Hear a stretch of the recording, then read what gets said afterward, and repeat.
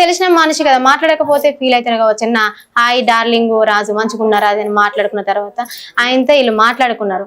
మా చిట్టి ఏం చేసింది, ఆయనతో నరేష్ మంచిగా ఉన్నారని ఏమో మాట్లాడింది. మంచిగా ఉన్నామని ఆపోలగాడు అన్నాడు. అన్న తర్వాత ఆయనతో ఏమైంది, ఆడికే మాట్లాడుకున్నారు. ఇక మా చిట్టి ఒక పూరి తింటుంది. లంజే నువ్వు విడికెళ్ళే అని పిల్లని అన్నాడు.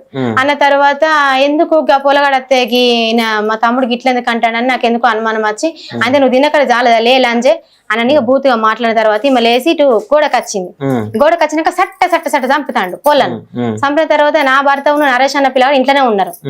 ఇక అయితే ఇటు గోడకి వచ్చి కొట్టిన మూలం మా పక్క పంట ఓనరు ఈ చుట్టుపక్కల వాళ్ళు అయ్యో పొల్ల పొద్దుగల వచ్చింది మీ అక్క బిడ్డ అంటివి కదా, తమ్ముడు అది యూట్యూబ్ లో చేస్తారన్నావు కదా, గట్లెందుకు కొడతాండు అని వాళ్ళు అన్నారు.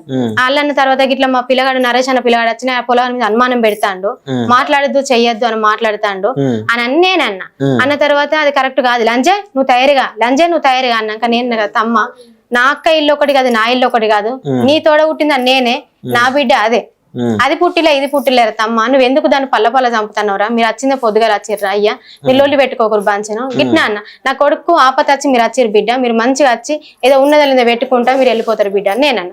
అన్నాక నువ్వు ఎందుకే నీ అక్క బిడ్డని మాట్లాడుతున్నావు ఎందుకంటే నువ్వు నీరా నా సినిమా కొడుకు కాదా సంత, నా తోడగుట్టినాను కాదా నువ్వు, నా తోడగుట్టిన లేరు మిమ్మల్ని అనుకున్నా, నీ పెద్దోని నిన్ను అనుకున్నారా తమ్మ, అది ఆకు బంచి కొట్టకావు అని ఆయన సంధాయించిన.